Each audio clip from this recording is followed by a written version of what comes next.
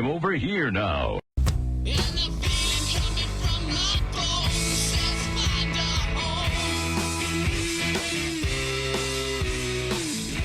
Oh, give me a break. Did you see her? She was out of control. Did you address Those days are over. The days of woke. The days of woke. No, I didn't. The days of woke are over. That woman, I have no idea who she is. That woman was out of control. She was shoving federal agents. She was out of control.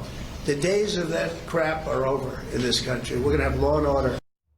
President Trump going off on New Jersey Democratic Congresswoman LaMonica McIver after she was charged with assaulting 2 officers over that now infamous ICE clash at the Newark facility. Now, Congresswoman McIver is adamant that she did nothing wrong and says ICE is at fault for her allegedly assaulting them.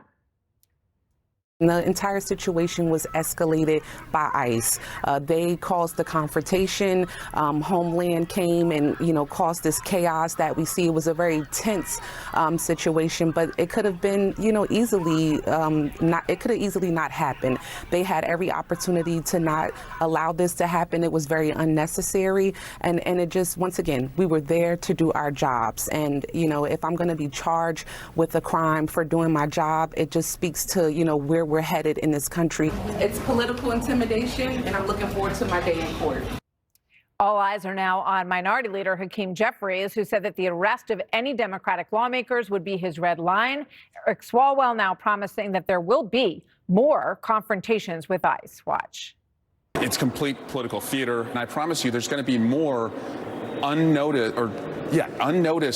visits to my colleagues where they show up and they better be let in. You said that this was a red line. What happens now that it's been crossed? I addressed that in the statement. This is a baseless, politically motivated distraction. This is typical of the Justice Department trying to intimidate anybody who might oppose them, whether they be an elected official, a judge, or anybody else.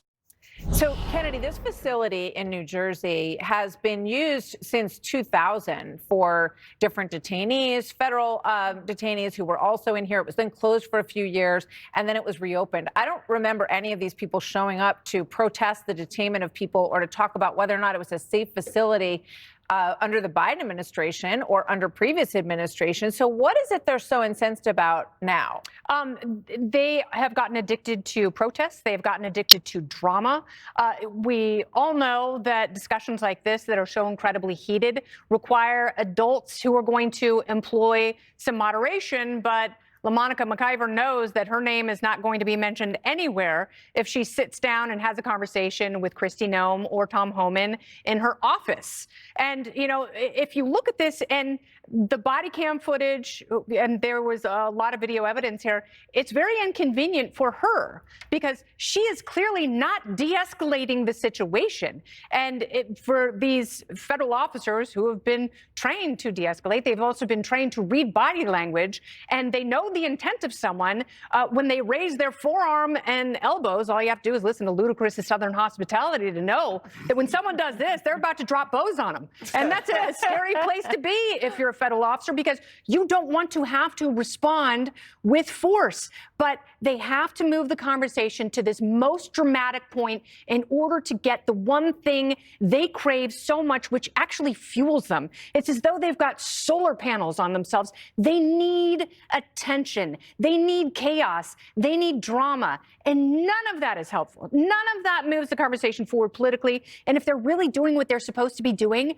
then write laws in Congress, create a coalition, and pass them if ICE needs to be reformed. Booyah!